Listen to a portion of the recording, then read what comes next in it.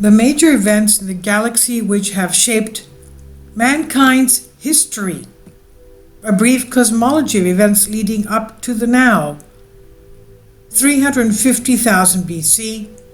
Fear-based ego contamination spreads through this universe like a wildfire, eventually contaminating even to the base levels of eternal verities in the creator laboratory.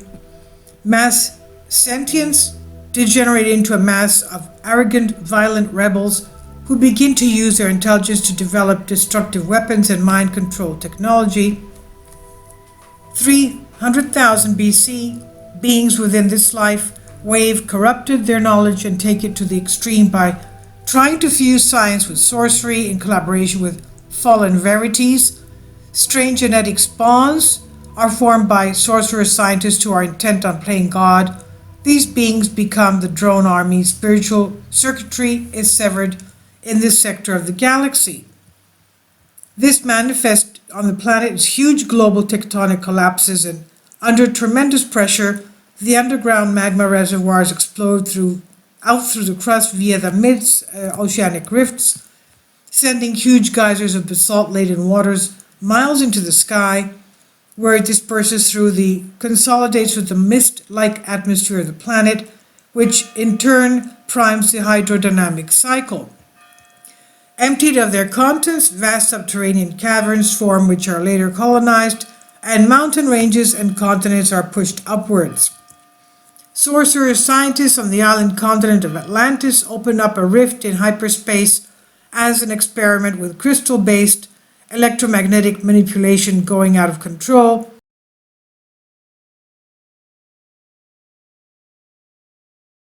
Kindly support my Patreon account since YouTube has again demonetized my YouTube channel. The daily posts are 5 videos daily, and they are totally different from what I have on my YouTube channel. Thank you so much for your support and that you find all my content so interesting. You'll find the Patreon account details in the description box below. So the Atlanteans opened up hyperspace. Things went out of control, releasing electromagnetic subspace fallout for thousands of years to come. And these Atlanteans tried to escape the global cataclysm by taking refuge in the underground caverns below the east coast of North America and elsewhere. And we have also recently found articles saying that they also left Earth to escape to save themselves. Now, many, however, perish from suffocation, starvation, or from drowning as their bases are flooded. We're talking about one of the past floods. 250,000 BC, ET alchemists choose Earth as a base for which, working under the direction of the fallen deities, they genetically engineer a race of reptilian humanoids using a reptilian and/or saurian DNA base. And these reptiloids, some of whom have been fused with humanoid and other strains of DNA, get out of control again and rebel. Fallen angels, astral parasites, poltergeists incarnate. These creatures as successfully attempt to assimilate, absorb, integrate their physical nature into their own beings. Some remain physical and migrate into existing underground caves, whereas others are phased out of the third dimension from time to time. These reptilian poltergeists, or Werdraks, possess powerful world leaders in order to assimilate their physicality, creating a tri-symbiotic being, a virtual perversion of nature, part poltergeist, reptilian, human, all integrated or superimposed as one entity. Now we're talking about, of course, Nephilim. Many of these remain on the surface of the planet, developing methods for blending in with the human population, molecular shape-shifting, technotic projection, laser hologram, superficial biophasing, and whatever else. Several of these escaped to Antarctica at the time, a semi-tropical continent developing powerful empire. 200,000 BC, the center of human civilization is a lush kingdom in the Gobi Desert region of Central Asia. The Gobi Desert is today an area of China, as we know. but blue-eyed, blonde-haired humans in alliance with a tall humanoid branch known as the Nephilim waged war against the reptilian empire in Antarctica. The Gobians, in a desperate measure to defend their infiltrated and threatened society, used an experimental superweapon, a cobalt warhead perhaps, against the Antarcticans, and the explosion knocks the planet off its axis alignment and sends most advanced cultures back into the Stone Age, except for those who escape underground in order to maintain their scientific continuity. Now, when the planet stabilizes, the poles shifted, the Gobi begins to turn into an inhospitable desert, burying the remains of the pre-Nordic kingdom under tons of sand, and Antarctica is turned into a frozen wasteland, which in turn buries the remnants of the reptilian empire under tons of ice. Woolly mammoths in Siberia frozen solid almost overnight.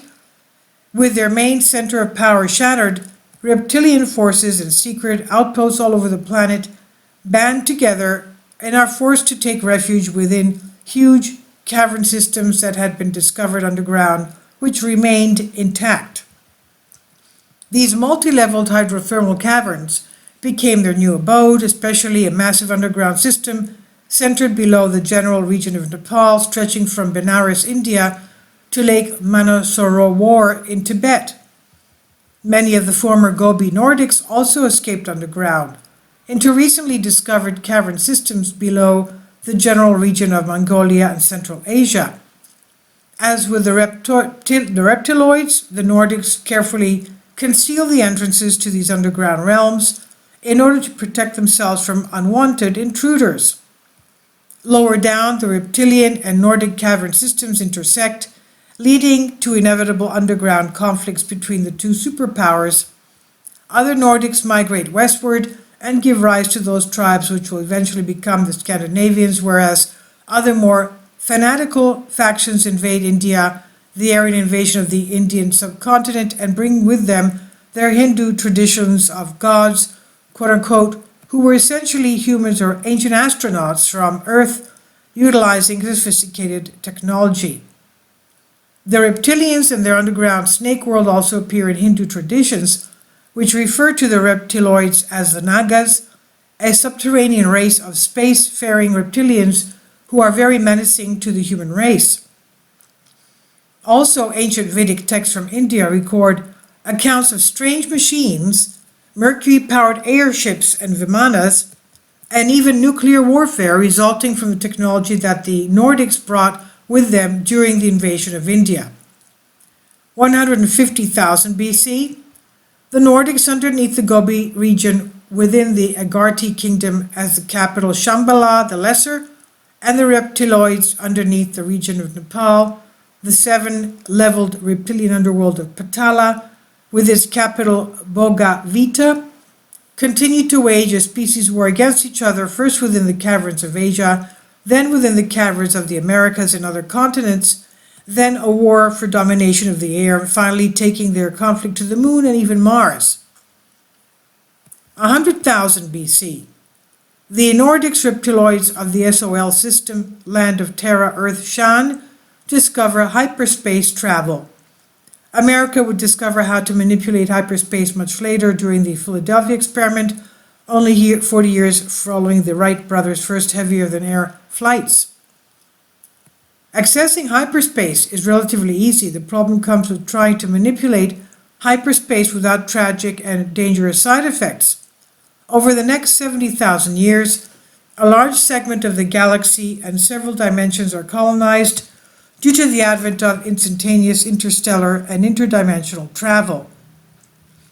Life forms on Earth have succeeded in breaking out of the cradle.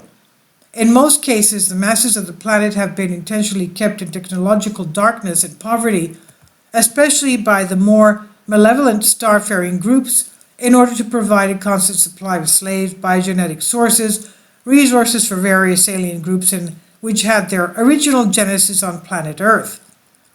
All throughout history, regular brain drains have recruited the most intelligent minds that the surface of the planet had to offer, these being initiated into secret societies which operate underground, off-planet, or in other dimensions.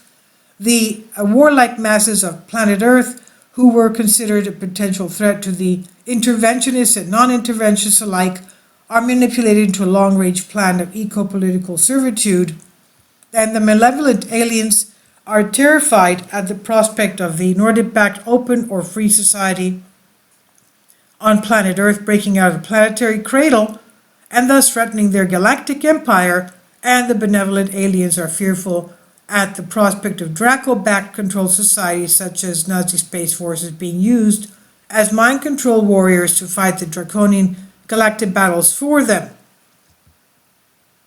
Now, on Earth, these atrocities were being carried out by a third faction, the Astarte or Ashtar cult, nothing to do with Ashtar Command, based in Egypt in the desert of Giza. And this cult, which much later had close ties to occult societies, elements of conventional religiosities, international bankers, controllers of the planet, forms out of collaboration between humanoid and reptiloid technocercers, who are part of an interplanetary lodge system organization.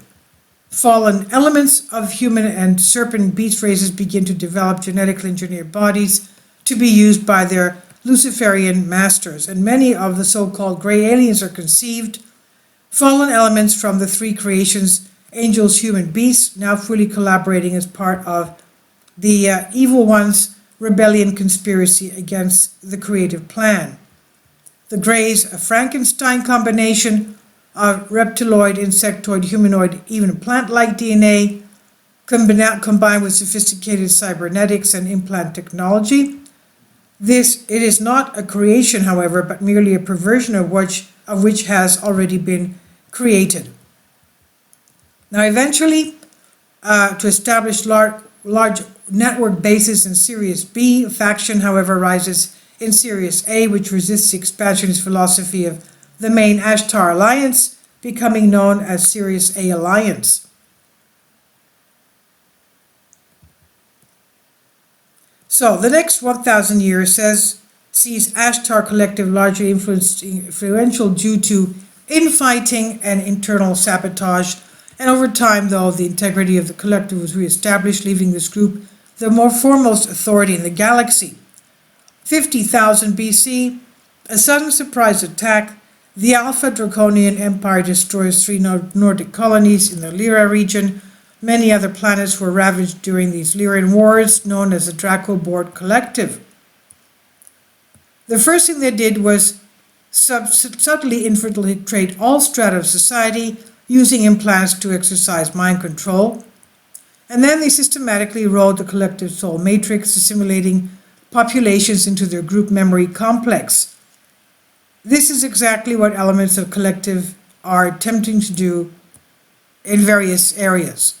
So if you look around, you'll see more and more people there that are just not home. Now, many world leaders are totally under control of dark forces. And when this system was assimilated, a group who were not susceptible to these primitive forms of mind control came to this system, establishing an outpost of the Syrian High Command, and the role has been education and peacekeeping ever since. So, Vega Lyra escapes destruction, able to put up a defense, receiving some of the surviving refugees from devastated worlds, and the Hyades and Andromeda constellations, necessarily Andromeda Galaxy, are colonized as several worlds within the antimatter universe. 32,000 BC, the Nordics in Rigel, after massive infiltration by Draconian forces, wage conflict against reptilian and grey forces.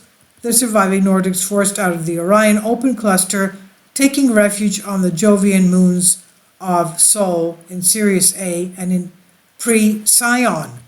And other humanoids flee to the other Orionite systems, yet because of their close proximity to the Central Empire, must capitulate much of the sovereignty of the Draconian collective. 18,000 BC, the Orion cluster now full controlled by the United Worlds of Orion, which in turn serves under the authority of the Alpha Draconian Empire.